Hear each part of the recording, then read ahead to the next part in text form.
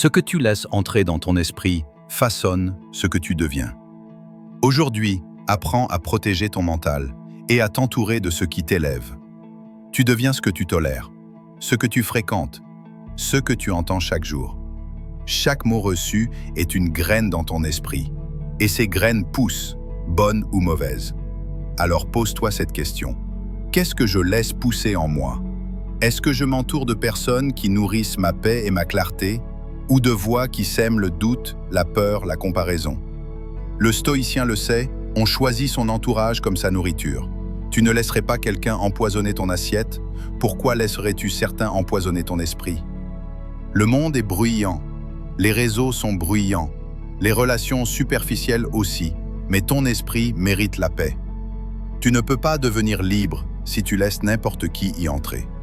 Marc Aurèle disait « L'âme prend la couleur de ses pensées, et ses pensées sont influencées chaque jour. Choisir son entourage, ce n'est pas rejeter, c'est se respecter. S'aimer assez pour se protéger. Tu veux évoluer? Commence ici.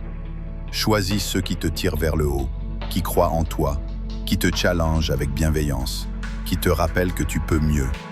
Observe, qui t'élève, qui t'épuise. Tu n'as pas besoin de 1000 amis, tu as besoin d'un cercle solide, respectueux, présent. Le stoïcien comprend que la force intérieure vient parfois du silence, parfois de la solitude choisie. Épictète disait « La compagnie des insensés est plus dangereuse que la solitude ». Ce que tu tolères devient ta norme. Ne t'habitue pas aux critiques déguisées, ni aux relations qui te vident. Tu n'es pas obligé de rester là où tu ne grandis pas. Tu peux partir, tu peux t'élever. On ne grimpe pas une montagne avec des poids aux chevilles.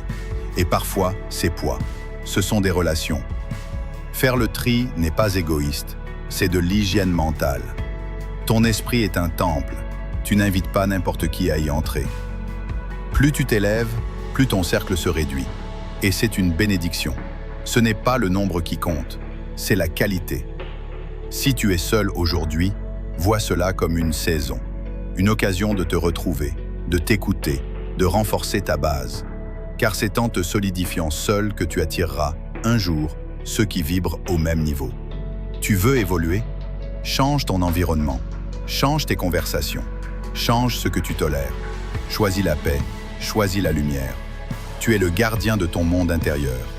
Ce que tu laisses entrer façonne ce que tu deviens.